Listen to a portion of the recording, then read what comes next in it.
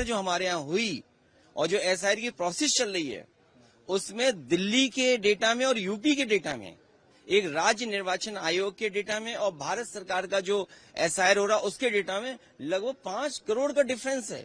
BJP उनसे समय समय पे काम लेती है, चाहे वो बिहार का इलेक्शन हो तो बिहार में काम लेंगे, अभी यूपी में इलेक्शन हो तो यूपी में काम लेंगे। ईडी का काम क्या है? डेटा चुराने का है क्या?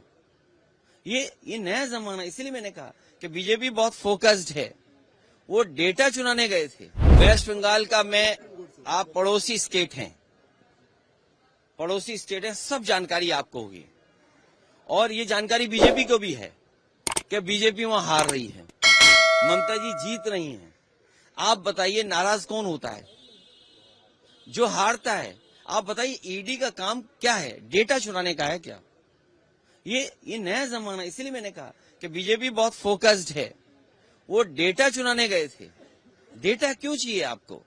दूसरी पॉलिटिकल पार्टी का क्यों डेटा चाहिए? और हम तो वो लोग हैं जो डेटा पे चिल्ला रहे हैं, इलेक्शन कमीशन को कह रहे हैं कि बेईमानी रोको यूपी में, लेकिन डेटा कैसा आ रहा है यूपी में? आप सोचिए क्या एसआईआर आपके यहाँ हुई नहीं हुई मुझे नहीं पता, लेकिन एसआईआर जो हमारे यहाँ हुई और जो एसआईआर की प्रोसेस चल रही है उसमें दिल्ली के डेटा में और यूपी के डेटा में, एक राज्य निर्वाचन आयोग के डेटा में और भारत सरकार का जो एसआईआर हो रहा उसके डेटा में लगभग 5 करोड़ का डिफरेंस है। और तब जब बीएलओ एक है तो सोचिए कितनी बड़ी डेटा की हेराफेरी कर रहे हैं। वहां ईडी नहीं भेज रहे, वहां भी भेजे ईडी, राज्य चुनाव आयोग के वहां पर भेजे ईडी। और ईडी को किसने नहीं देखा? पूरे महाराष्ट्र के नेताओं के खिलाफ ईडी थी, सीबीआई थी, इनकम टैक्स था। कोई नेता हमें बता दो महाराष्ट्र का जिसके खिलाफ ईडी सीबीआई इनकम टैक्स नहीं थी, एक नेता का नाम हमें बता दो। तो बीजेपी का वो सहयोगी दल है ईडी सीबीआई इनकम टैक्स। जैसे हमारे प्रकोष्ठ होते हैं, यूथ है, महिला विंग है, इसी तरह बीजेपी के वो विंग हैं और बीजेपी उनसे समय समय पे काम लेती है। चाहे वो बिहार का इलेक्शन हो तो बिहार में काम लेंगे, अभी यूपी में इलेक्शन हो तो यूपी में काम लेंगे, लेकिन उनके नेता कुछ भी करेंगे।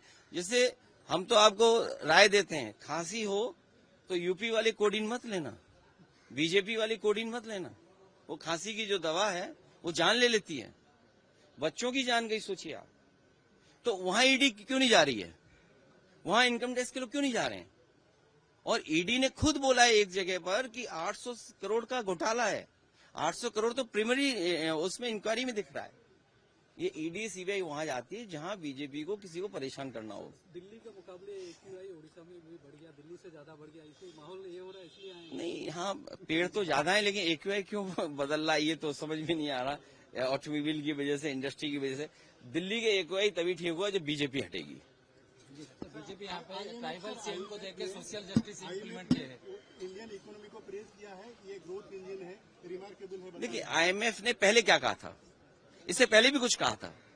और फिर जब हमारे कितना उधार है, सोचिए उधार कितना है, प्रति व्यक्ति आय नहीं बता पा रहे। आपके मुझे उड़ीसा का डेटा अगर सही हो तो जिन लोगों को राशन मिल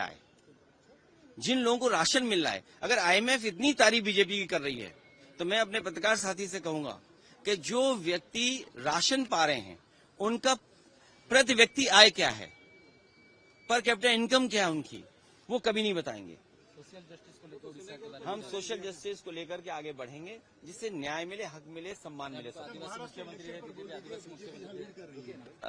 इलेक्शन में ये बोलेंगे कि बीजेपी से सीखना है, प्रोफेशनली चुनाव लड़ना है।